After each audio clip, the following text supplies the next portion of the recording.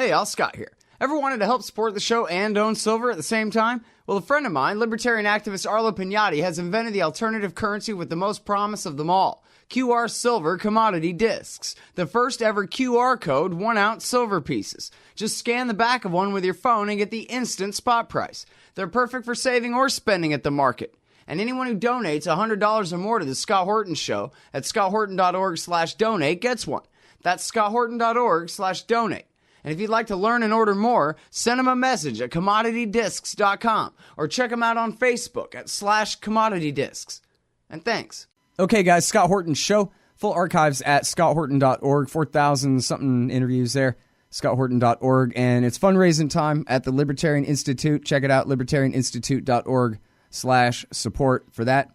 And on the line, I've got John Kiriakou, former CIA officer, the only one to go to prison over the George Bush administration's torture program, not for being a torturer, for talking about it.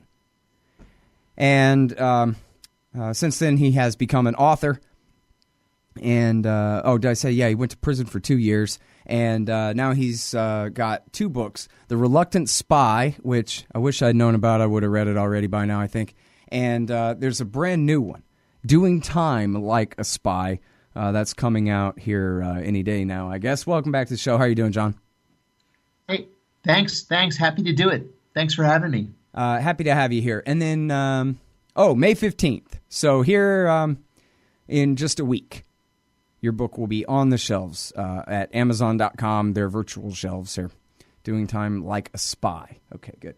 And yeah, we could talk about that. So, geez, there's so many different things I want to ask you about.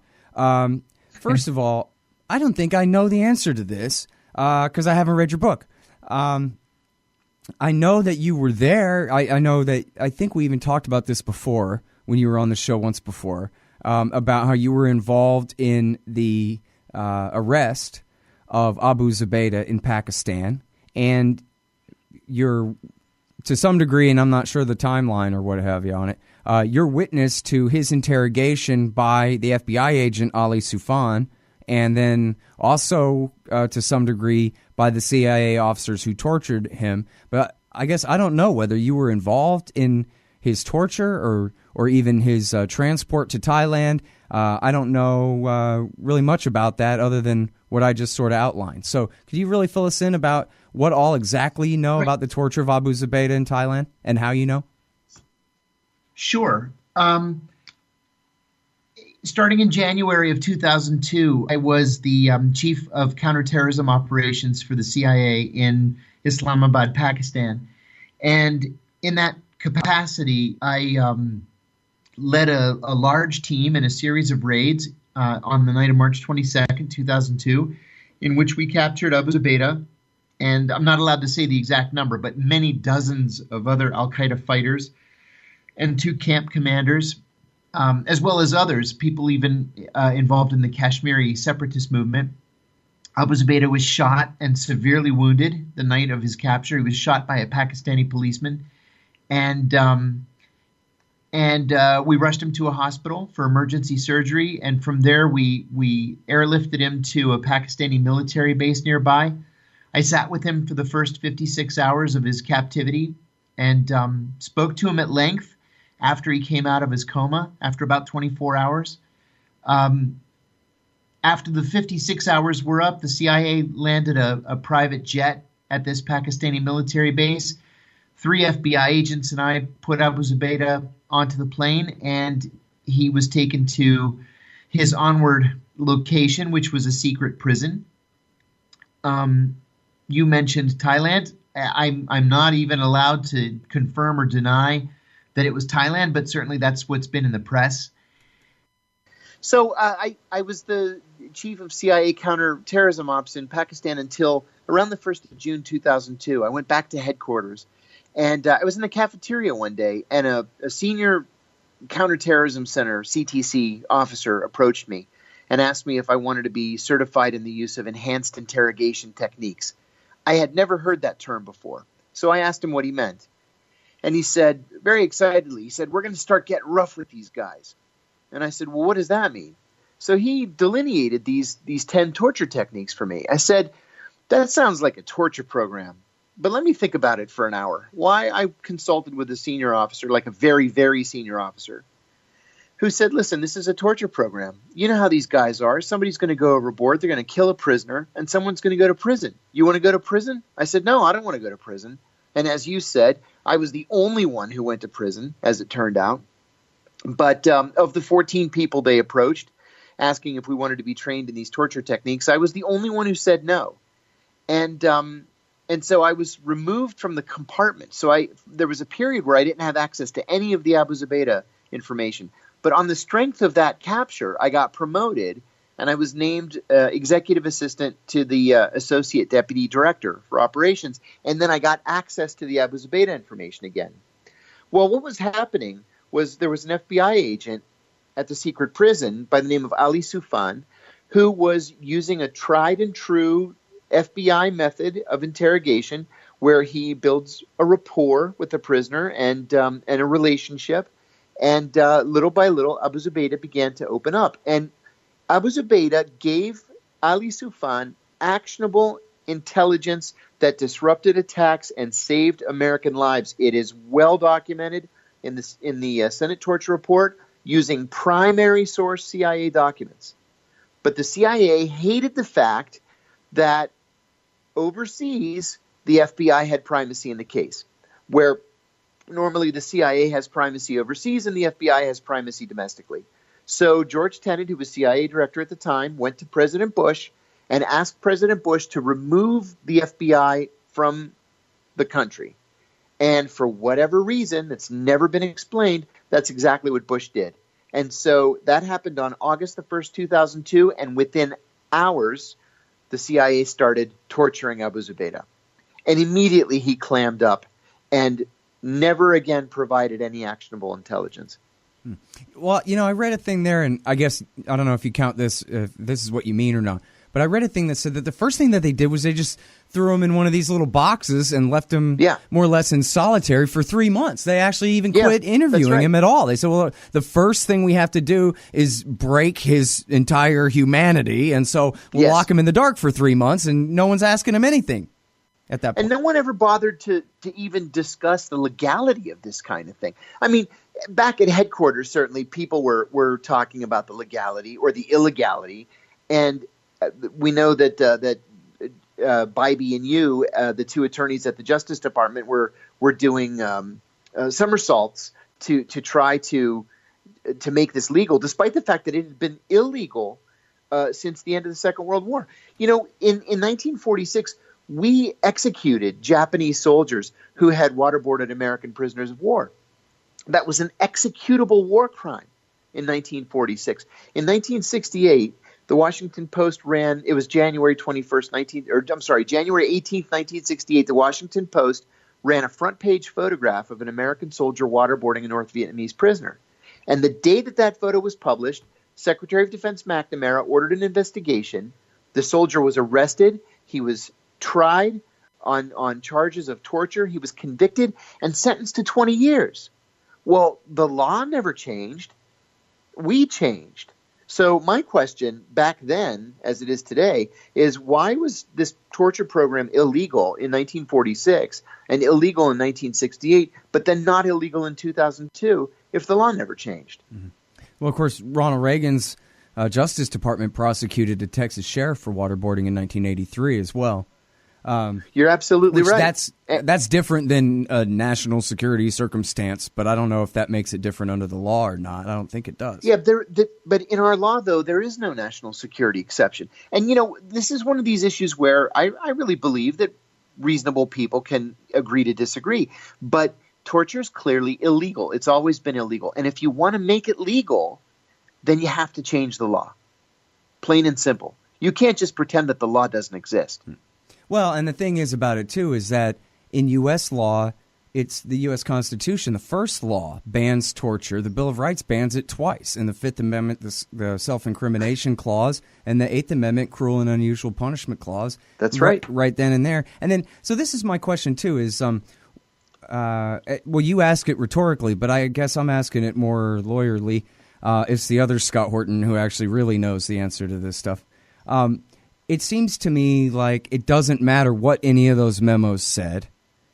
It doesn't matter what any executive orders said, that the law, I mean, never even mind the U.S. Constitution, that you had federal laws from the 1980s and the 1990s enforcing the War Crimes Act and enforcing the Anti-Torture Convention. And it seems like, well, as you said, there's no national security exception.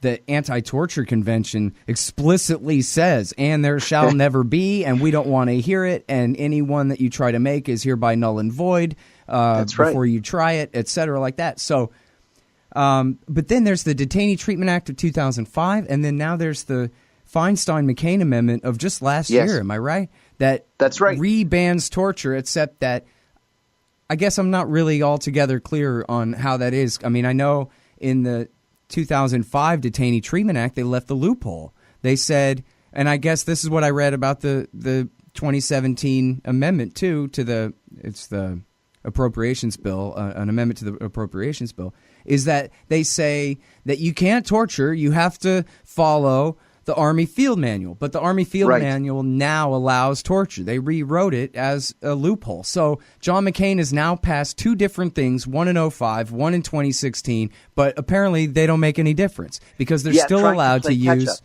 all this other stuff. Yep. Techniques. In fact, he wrote an op-ed in today's New York Times saying exactly that he knows what an abomination this is. And if we're going to be serious about being this global leader in human rights that we like to tell other countries we are, then we really do have to be serious. And the first thing we have to do is to ban torture outright. Now, I mean, I think that it actually is already banned. That's certainly what previous Congresses have voted and what past presidents have signed into law. And as you pointed out, not only are we signatories to the international conventions against torture, well, but we were the primary drafters of that international law.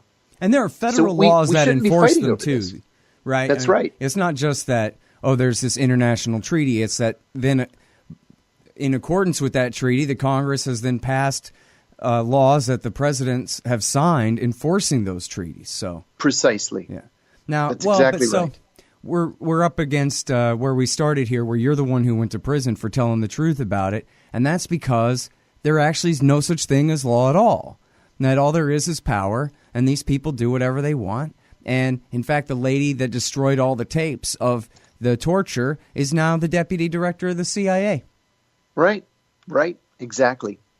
There's no accountability at the CIA. There never has been, and I don't think that there ever will be. It's just the nature of the organization. But the reason why it's allowed to be that way is because there hasn't been leadership on the oversight committees on Capitol Hill since Frank Church was in the Senate. Yeah. Well, I mean, and Feinstein is relatively good on torture, but that's it. And she doesn't seem to take the rest of her job very seriously. Yeah, I feel the same way, Scott. She's good on torture, but otherwise she's been nothing but a cheerleader for the CIA on Capitol Hill. She's exercised no oversight at all. Yeah. Well, and in fact, when they were acting as though they were a co-equal branch with the Senate over there spying on her staffers and all of that, she should have stomped them into the ground. And instead, she basically accepted their role. Okay, exactly, I guess you guys are a co-equal branch with the Senate by now. Who's kidding who here? It's 2017. Yep. This is the CIA. They're a lot more powerful than the Senate. That's just a ceremonial thing for C-SPAN. You know? And if you recall, both the CIA, both the CIA and the Senate filed crimes reports against each other. Yeah. And in the end, they had the effect of basically canceling each other out. There was never any serious Justice Department investigation. Yeah. And what we have is the CIA spying on elected officials and their staffs. Nothing short of that. Right. Well, and then, of course, the whole thing is, well, who do you think you are? Oh, they're the CIA. I mean, of course. They get, I forgot if this was from the movie about James Jesus Angleton, the Matt Damon movie, The Good Shepherd, where they say, how come you guys always say CIA instead of the CIA? And he said, because you don't say the God. In other words, that's the real government of America. It's out in Langley. And all this stuff, all this white marble in Washington, D.C. is just for the rubes. Yeah. Well, sad but true. Man. All right. Well, I overstate the hell out of it, and then the former CIA officer says, "Yeah, no, you're right." That's about the shape of it. All right. So let me ask you this then. I count 5 murdered by the CIA in the torture program in the George W. Bush years. 3 at Penny Lane at Guantanamo Bay, 1 in Abu Ghraib prison, and 1 in the salt pit north of Kabul. But there must be more than that, so tell me. I don't know, to tell you the truth. I know that there are at least 5. Joe Hickman, who's a former Guantanamo guard and a friend of mine, and who has written about this, believes that there are more. And I've seen press articles indicating that there may be dozens. I think it's one of those things we're just never going to know. Now, Larry Wilkerson has said that 108 different people died in military custody. Right. So we can separate those out. But you're saying that you've heard that dozens perhaps died in CIA custody. Yeah, and again, there just hasn't been any accountability on the Hill. Why are the oversight committees not demanding this kind of information? Why aren't there investigations to get to the bottom of these questions? Mm-hmm. All right, so now Donald Trump years. He says, hey, there ain't no law can stop me, and the tougher the better. That's just the way he looks at all of this stuff. Right. They say that old Mad Dog Mattis talked him out of reinstituting a torture program.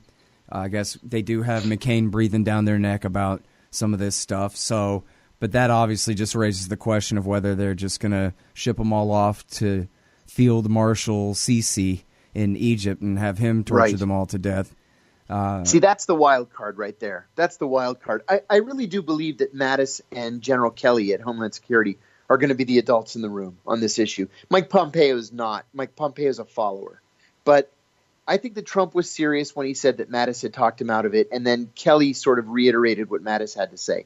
With that said, what's to stop the CIA from sending prisoners to places like Egypt where they are routinely tortured?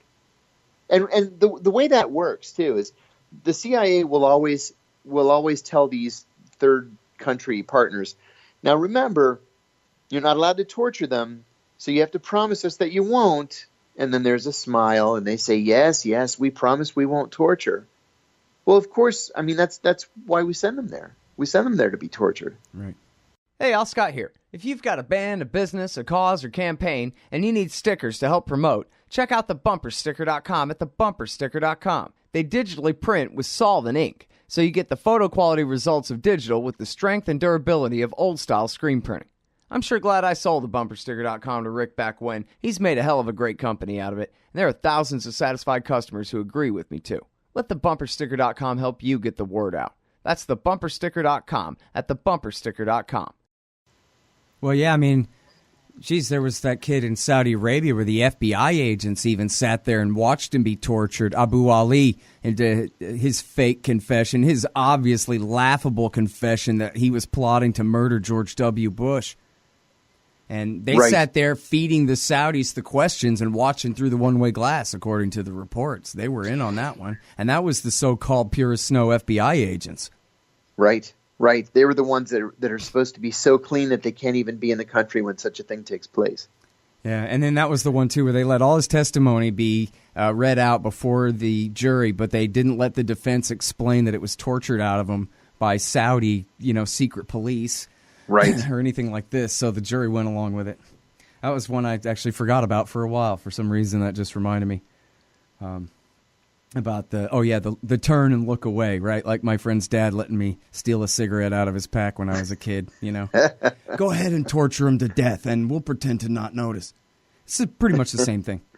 Right. All right, now, so who else might they rendition these guys too, then, if they're not going to do, if we're presuming for the sake of argument that they're not reopening CIA black sites around the world, who else other than Egypt would we look at for possible rendition trips? To tell you the truth, that's one of the CIA's holy of holies. That's one of the things that we can never, ever talk about in our lives. Liaison relationships, sources and methods, and anything having to do with NSA. So I think I'm going to have to take a pass on that one. Well, yeah, I don't want you to go back to prison, but no. But if I said you. to you though, I read in the papers, In fact, my wife nailed down one of these stories about the former Nazi, then Soviet, then CIA base in Poland. That's kind of nice. And then there was Morocco and Romania, Thailand, and I don't know. Boy, the stories of what they did to poor Binyam Mohammed in Morocco. Can you confirm those things, or you say you're not even allowed to say that what I read in the papers is right on those questions? Yeah, in fact, I've written about this a couple of times, and because I'm a former CIA officer, I have to send everything I write into the CIA's Publications Review Board for clearance, and they routinely redact all of it. All of it. Even if it's been reported in the press, even if it's been confirmed by, quote unquote, sources, they redact it. Yeah. When I write it. Oh, all right. Well, I don't want to get you in that much trouble. Okay, so let me ask you this. The story of Jeffrey Sterling. This guy doesn't seem to get too much attention. I'm not really sure why. But there are a couple of big aspects to his case. One of them is he's accused of leaking the Merlin catastrophe story. Right. Well, it didn't turn out to be much of a catastrophe because the Iranians never wanted to make nuclear bombs anyway, so it was all stupid. That's right. But what could have been a catastrophe, the giant botched Merlin plot to James Risen of the New York Times. But then also there's all these accusations of racism and racial discrimination, and I guess one thing that I read said, you know what, they didn't even care about the Merlin thing. It was that he was suing them and calling them, racist on the basis of discrimination. That was why they went after Jeffrey Sterling and persecuted him. And I wonder if you can explicate that for us a little bit there. Yeah, and in fact, they never even bothered to defend themselves in Sterling's suit. What they did is they went before Judge Leonie Brinkema, who, ironically, ended up being Jeffrey Sterling's trial judge and sentencing judge. And they said, Your Honor, we can't defend ourselves in this suit. National security issues, we can't talk about it. And she says, dismissed with prejudice, just like that. So Jeffrey Sterling never got his day in court. I know Jeffrey Sterling very well, and I'm confident that he was a victim of racism. I'm confident that he was passed over for promotion and eventually fired just because of the color of his skin. And I don't say that lightly. I believe that to be the case, truly. So Jeffrey Sterling ended up in prison, convicted on 7 counts of espionage for allegedly having conversations with Jim Risen of the New York Times.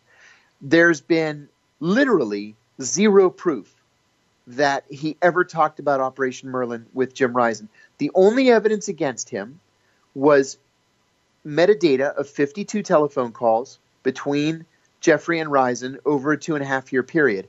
But it was the same period during which Jeffrey had his civil suit pending against the agency, and that was a story that Risen was covering.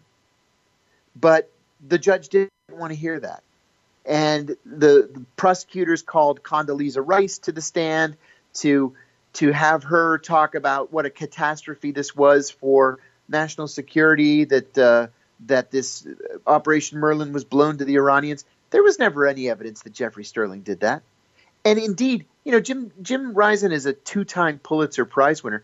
He's even said, no New York Times reporter is going to take one source and just run with it. You have to have multiple sources. And in fact, he has said that he spoke to current and former foreign and domestic intelligence officers. Mm-hmm.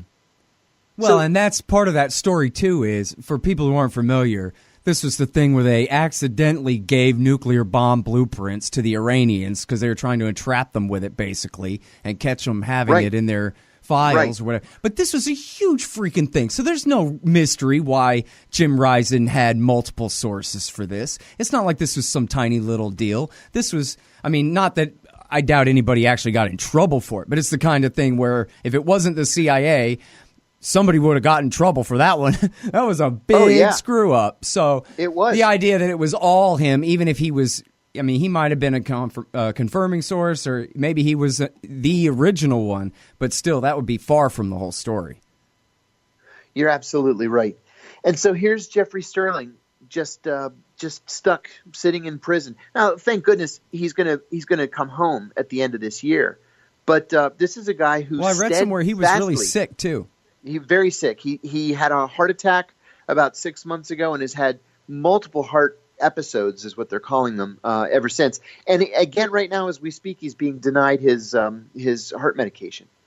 So the only thing that saved him from being dying denied in his prison, heart medication.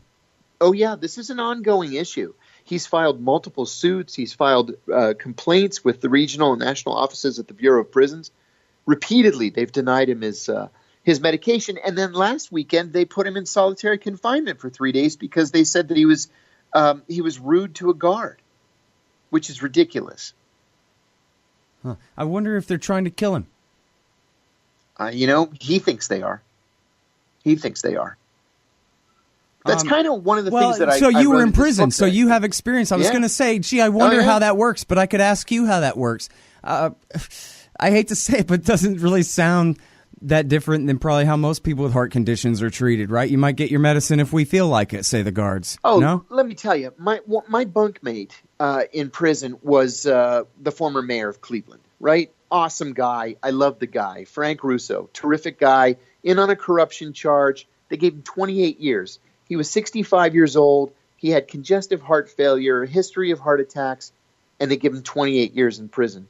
So we're sitting in our cell one day just talking, and he says that he's having such terrible chest pains he feels like somebody's sitting on his chest. I said, Frank, you're having a heart attack. Let me walk you down to the CO's office, and maybe we can get you down to medical. So we go to the CO, and he says, I think I'm having a heart attack. The CO says, tough luck, buddy. He said, sick call is Monday, Tuesday, Thursday, and Friday from 6 to 6:15 a.m. You're going to have to wait and go down tomorrow. So he went down the next day. They gave him Tylenol, which is what they always do. They always give you Tylenol. And this went on for a period of about 4 weeks. Well, finally, he just collapsed of a massive heart attack while standing in insulin line one morning, and ended up spending 11 days in a hospital. He had open heart surgery while he was chained to a hospital bed. And then just today, that was 3 years ago, just today, I got a text from one of his daughters saying that he had another heart attack. He's now at a prison hospital in Massachusetts. He had another heart attack and another surgery yesterday. So they don't care if you live or die. There were 4 people who died while I was in prison, every one of them from a treatable illness or a treatable malady. The real scary part of that is they don't care if you're a mayor. And nobody is good enough in the club to even deserve the slightest. You would like to think that, geez, if you're a mayor, at least you get off easy. But nope. In fact, that's what I hate about mayors, is that they always get off easy. But no, it sounds like not so much. Not at all. System, not at all. It's what it is it's impersonal enough, right? Either this guy's sentence was personal or it was completely impersonal, but either way, it's pretty bad. That seems like a pretty stiff sentence for an old man. And his brother's a federal judge, and even his brother can't exert any influence to try to get medical treatment for him. Wow, that's there's really just something. There's no hope. Literally, when it comes to medical treatment in prison, there's just no hope. And now with Trump wanting to revive the policy of contracting with private prisons, it's just going to make it worse, because the only way those prisons can make money is by not spending money on prisoners. And the number one cost is healthcare. Yeah. Boy, I'll tell you what, Shane Bauer really embarrassed the hell out of himself promoting war with Syria a couple weeks ago, but his undercover report on the incentive systems in the private prisons being even worse than in the government-run ones is really something to behold. Oh yeah, and it's un-American. Yeah, and the part that that really sticks out in my mind about that was, I guess, what seemed to me the most innocent person in there that he profiles that I remember was man, woman, whatever, named China, who was in there on a prostitution charge in prison. On a prostitution charge, and then who ended up dying of, I believe it was medical neglect. And this is a death sentence for someone in the prime of their life over something that's not even a crime in the first place. And just, boy, she might as well have been a fly on the wall that got swatted for all it mattered to anybody. You know, that's our system. And it's all you got to do is just stop and think for a minute. What would our government say if it was one of their enemies that they wanted to destroy? Just think about all the hype that Kenneth Roth would put out about why we need to regime change them for running this system. The same one we have. Yeah, I had a cellmate who was a homeless man. He was living in a cardboard box under a bridge in Pittsburgh, and it started to get cold. So he purposely violated the terms of his probation so that he could spend the winter indoors. And on the first day in our cell, he said, "Guys, I got to be honest with you." He says, "I am severely mentally ill, but I'm on my medication right now. I'm afraid they're not going to give me my medication, and if they don't, I'm going to go nuts. And I want to apologize in advance." And sure enough, they took him off his medication. And a week later, he was certifiably insane. And because he was insane, they put him in solitary because they treat mental illness as a disciplinary problem, not as a medical problem. Well, he was only supposed to be in prison until April. This was October to April for violating the probation. But because he went so nuts and got so violent that they ended up keeping him for a full year just by adding time, because every time he did something, they called it a new crime. Man. You know, you end up having people in prison who are only supposed to be there for short periods of time and who end up spending the rest of their lives or big chunks of their lives incarcerated. Just because of infractions over nothing. Yeah, that was Nathaniel Penn's recent piece about solitary, too, where, oh, you bumped my shoulder. Now you're into the hole with you for 10 years because some guard claims you brushed into him, you know? Yeah, there was a doctor in my unit. He was a Medicare fraud guy, and he got 12 years. And he literally just brushed up against a guard in the cafeteria. And the cafeteria is very crowded. You know, you got 1,400 guys coming and going all at the same time. Just barely brushed up against him and ended up costing him 4 weeks in the hole. Man. And he apologized. It was an accident. I'm sorry. I didn't mean to touch you. Yeah, 4 weeks in solitary. Man. Well, all right. So talk about your book then a little bit here, Doing Time Like a Spy. This is advice for the millions and millions and millions of Americans yet to be caught up in our criminal justice system, basically here? Yeah, in a way. You know, when I was sentenced, my attorneys asked the judge, I had Judge Brinkema, just like Jeffrey Sterling did, to send me to a minimum security work camp. And the minimum security camps have no bars on the windows. There are no walls or concertina wire. You're free to come and go as you please. You're on your honor not to abscond. So she agreed, and the prosecution had no objection. So I got to the prison and turned myself in, and they start walking me around to the back of the prison. I said, no, I'm supposed to be at the camp across the street.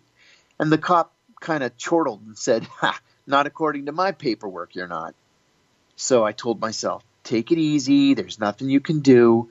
Just wait until you get a phone. So it took me about 5 days to get access to a telephone. I called my lawyer, and he said,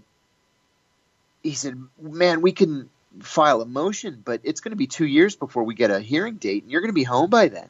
He said, I'm sorry, you're going to have to tough it out. And so I decided on that very first day that I was going to use these 20 life lessons that the CIA taught me in training in order to keep myself safe and to keep myself at the very top of the social heap in prison. I asked several A-list Hollywood people to write blurbs for this book, and a couple of them declined because they said I come off as such an asshole in this book that they didn't want to be associated with it. But I wanted to be utterly truthful. You know, prison is a nasty place. It's nasty and it's dangerous and it's ugly, and you're in there with murderers and pedophiles. A third of the prison was pedophiles and organized crime and drug kingpins. And so I really tried to make it as bare and as raw as I could. And so, in other words, I guess give us a few, don't list the whole 21 or anything, but give us an idea what you mean. Yeah, sure. I mean, well, the first one is recruit spies to steal secrets or anything else that you need. And the bottom line there is you just have to be very adept at manipulating people to get what you want. And in prison, I mean, this is going to sound stupid because we're not in prison, we're in real life, but you might need a paper clip or a pen or a highlighter or an envelope. And all those things are contraband. And so you've got to recruit somebody, let's say somebody who mops the supply room or somebody who sweeps the warden's office to steal it for you. And maybe he's going to steal it because you're going to give him stamps that he can use to gamble, or because he likes the thrill of it, or because he hates the warden. You have to figure out his vulnerability, figure out his motivation, and then use him to do your dirty work. There were others, like when calm is not to your benefit, chaos is your friend, about stirring up the pot. Seek and utilize available cover. There was one that we treated as a joke at the CIA that actually was very serious in prison. It was admit nothing, deny everything, make counter-accusations. Mm-hmm. I use that all the time. And so I tell stories associated with just about all of these rules and how I use them to get through 2 years in prison. Yeah. Well, I mean, since so many of us, I mean, really all of us are living under the threat of such a fate at any moment, it sounds like. There's that book, 3 Felonies a Day, about how you can't get out of bed without violating federal law, one kind or another. Yeah. And that's a very important book, 3 Felonies a Day by Harvey Silverglate, who's a Harvard Law School professor. He says that the average American on the average day going about his or her normal business commits 3 felonies because we're so over-criminalized in this country. Mm. Well, and I think this one is apocryphal. I've heard it so many times as, first person or secondhand told, where FBI agents say, in fact, I'm confused as to whether one of them actually told me this, like someone in my cab at some point or something like that, back when, that just pick a random person on the street. If I want to, I can put them in prison for 20 years. And that's the way that they can start. They can just start with their target. Whose life do they want to destroy? And then that's it. You just grab anyone at random, just point at someone, and they can do it. And they'll brag about it and not even think it's wrong. Absolutely true. If they really want to get you, they're going to get you. And there's almost nothing you can do to protect yourself. Man. It's funny because when I started doing this show, I was like, man, we better hurry up and stop the police state before it gets so bad that I can't do this kind of thing without really being afraid of going to prison. And now it didn't work, and here we are, and I'm afraid of going to prison. Yeah. Not that I'm a criminal, but, anyway, I guess I'll you send me your book if it ever comes to that point. I'm going to start knocking on wood and hang up this call now. Freaking myself seriously. out. Thank you very much for coming on the show, John. Appreciate it. My pleasure. Thanks for having me. All right, you guys, that is John Kiriakou, and he's got a couple of books here. The first one is The Reluctant Spy, and the brand new one coming out in a week is called Doing Time Like a Spy, How the CIA Taught Me to Survive and Thrive in Prison. I'm Scott Horton. Check out the archives, 4,000 and something interviews at scotthorton.org/interviews. Questions and answers stuff. I got a new one coming out for you here soon, I guess. At scotthorton.org/show. And then check out the Libertarian Institute at libertarianinstitute.org. And it's our big fundraiser right now. So help support at libertarianinstitute.org/Scott Horton Show. It's me and the great Sheldon Richmond and Jared LaBelle over there. Used to be Will. Anyway, check us out, libertarianinstitute.org. Follow me on Twitter at Scott Horton Show. Thanks. Hey, Al Sky here for Rye Guys t-shirts. Rye Guys, that's WRY guys.com. Great, irreverent, thought-provoking t-shirts upholding a pro-freedom perspective. Inspired by such classic humorists as Mark Twain, H.L. Mencken, and Oscar Wilde, they invoke the wit and wisdom of the past to satirize modern myths. These high-quality shirts for men and women look good and feel good, and they make great gifts. Use the coupon code SCOTT for 15% off. Rye Guys t-shirts at ryeguys.com. That's WRY guys.com. Hey, Al Scott here. On average, how much do you think these interviews are worth to you? Of course, I've never charged for my archives in a dozen years of doing this, and I'm not about to start. But at patreon.com/Scott Horton Show, you can name your own price to help support and make sure there's still new interviews to give away. So what do you think? 2 bits? $1.50? There are usually about 80 interviews per month, I guess, so take that into account. You can also cap the amount you'd be willing to spend in case things get out of hand around here. That's patreon.com/Scott Horton Show. And thanks, y'all.